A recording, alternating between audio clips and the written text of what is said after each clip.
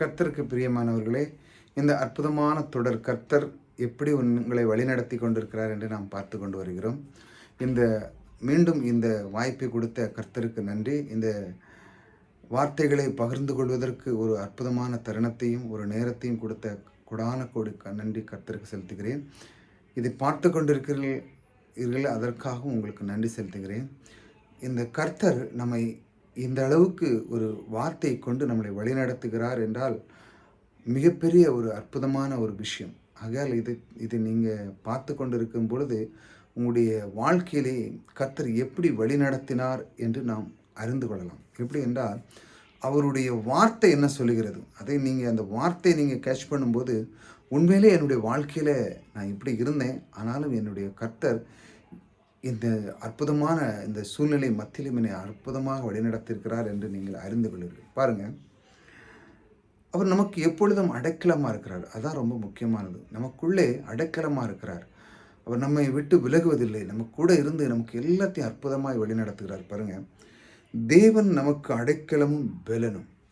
அவர் நமக்கு ஒரு பாதுகாப்பதற்கு ஒரு பெலன் அரணாக இருக்கிறார். பாருங்கள், நமக்கு ஒரு இந்த உலகத்திலே நீங்கள் பாருங்களாம், ஒருத்தர் நல்ல ஒரு பதவியில் இருந்தாங்க, நல்ல ஒரு ஒரு அதிகாரி, போலீஸ் அதிகாரம், மற்ற எல்லாத்திலும் ஒரு ஒரு அரசியல் ஏதோ ஒரு பெரிய அதிகாரி நமக்கு பழக்கம் இருக்குது, நம்ம சொந்த பந்தங்களில் இருக்கிறாங்கன்னு வச்சாங்களாம். உங்களுக்கு ஒரு பெலன் இருக்கும், ஒரு அரண் இருக்கும். ஒரு சூழ்நிலைகள் இருந்தாலும் அந்த மத்தியில் பாருங்கள், நீங்கள் ஒரு சின்ன ஃபோன் பண்ணால் போது உங்களுடைய காரியங்கள்லாம் ஈஸியாக முடிஞ்சிடும். இந்த மாதிரி ஒரு ஒரு பாதுகாப்பு உங்களுக்குள்ளே இருக்குது. நம் தேவன் அவர்களை விடையும் பெரியவர். இந்த அண்டா சராசரியை படைத்தவர். அவர் எப்பேற்பட்டவர் நமக்குள்ளே இருக்கிறார், அதை நீங்கள் உணர்றீங்களா? இதெல்லாம் மனிதர்கள் பாருங்கள், மனிதர் அதெல்லாம் படைத்தவர் அவர் தான். பெரிய பெரிய படிப்பு ஞானம் எல்லாம் கொடுத்தவர் அவர் தான். ஆனால் அதை கொடுத்த அந்த தேவனையே நமக்குள்ளே வைத்திருக்கிறோம். அதை நீங்கள் அறிஞ்சிருக்கீங்களா? அதைத்தான் ரொம்ப முக்கியம். அதை நீங்கள் உணரும். ஆண்டவரே, இந்த மனிதன் நிர்மூலமாகிற மனிதன், இதையெல்லாம் படைத்தவர் நீர், என்னை அற்புதமாக இந்த உலகத்திலே வழிநடத்தி கொண்டிருக்கிறீரே, உமக்கு கொடான கொடி நன்றி அப்பா என்று சொல்ல அளவுக்கு உங்களுடைய உள்ளத்தை வைத்திருக்கிறார். நீங்கள் அப்படி நினைக்கும் பொழுது, ஆண்டவரே உண்மைதான்ப்பா, நீங்கள் அற்புதமாக என்னை வழிநடத்துகிறார் என்று சொல்லி உங்களுடைய மனம் சொல்லணும். பாருங்கள், அதைத்தான் தேவன் விரும்புகிறார். பாருங்கள், தேவன் நமக்கு அடைக்கலும் பெலனும் அவர் இருக்கிறார். பாருங்கள், ஆபத்து காலத்தில் அனுகூலமான துணைமானவர். ஆபத்து காலத்தில் பாருங்கள், நீங்கள் பைபிளில் படித்தீங்கன்னா இந்த ஆபிரகாம் முதல் கொண்டு அவங்களுடைய சன்னதியில் அங்கே வர்றவங்களை எல்லோரும் பார்த்திங்கன்னா எல்லாருமே அப்படியே மேஜிக்காக அப்படியே பணக்காரன் ஆனது கிடையாது. அவங்களுக்கு வந்த துன்பங்கள், பொறாமை எல்லாம் பாருங்கள், அவங்களுக்கு ஏகப்பட்ட பிரச்சனை இருந்துச்சு. அந்த ஆபத்து காலத்தில் அவங்க கர்த்தரை நோக்கி கூப்பிட்டாங்க. ஏனென்றால் கர்த்தர் அவர்கள் விட்டு விலகுவதே இல்லை. ஆனாலும் அவர்களுடைய பிரச்சனை என்னென்னா, சில நேரங்களில் மறந்து விடுகிறார்கள் கர்த்தரை. ஆமாம், அவர்கள் எகிப்தில் அடிமையாக இருந்த காரணம் என்ன? கர்த்தரை மறந்ததுனால தான். ஒரு நாளும் சொல்லவே இல்லை, எங்களுக்கு ஒரு தேவன், ஆபிரகாமின் தேவன், எங்களுக்கு வாக்குத்தத்தம் பண்ணப்பட்ட தேவன் எங்களுக்குள்ளே இருக்கிறார், நாங்கள் ஏன் அடிமையாக இருக்க வேண்டிய அவசியமே இல்லை. என் கர்த்தர் எனக்குள்ளே இருக்கிறார். சிலுவையின் மரணத்தின் மூலமாக எனக்கு உண்டு பண்ண அந்த அந்த அந்த பொக்கிஷம் எனக்குள்ளே இருக்கிறது.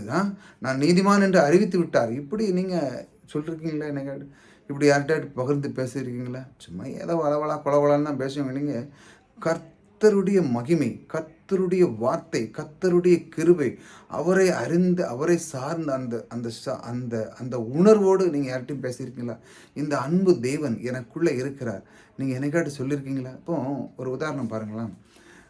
நீங்கள் ஒரு ஹோட்டலுக்கு போகிறீங்க, போயிட்டு சாப்பிட்டுட்டு வெறும் சாப்பிட்டா மட்டும் போயிட்டு தின்னுட்டு வந்து படுத்தா, அந்த சாப்பிட்டதை நீங்கள் இன்னொருத்தருக்கு விவரிக்க பாருங்க.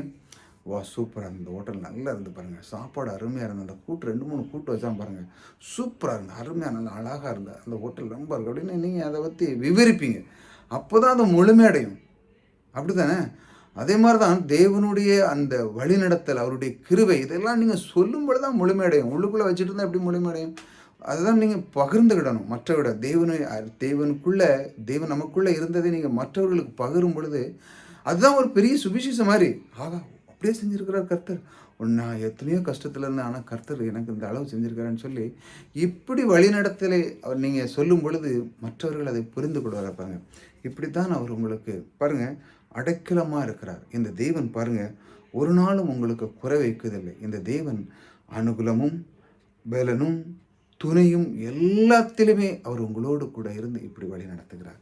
ஆகையால் வழிநடத்தலை நீங்கள் அறிந்து கொள்ளும் பொழுது கர்த்தர் என்னை எப்படி வழி நடத்துகிறார் என்று நீங்கள் அறிந்தாலே போதும், உங்களுடைய வாழ்க்கை மிக சிறப்பாக இருக்கும். அவருடைய வார்த்தை கொண்டு அவர் உங்களுக்கு அடைக்கலமும் பலனும் இருக்கிறேன் என்று அவர் உங்கள் உள்ளத்திலே சொல்லி கொண்டிருக்கிறார்.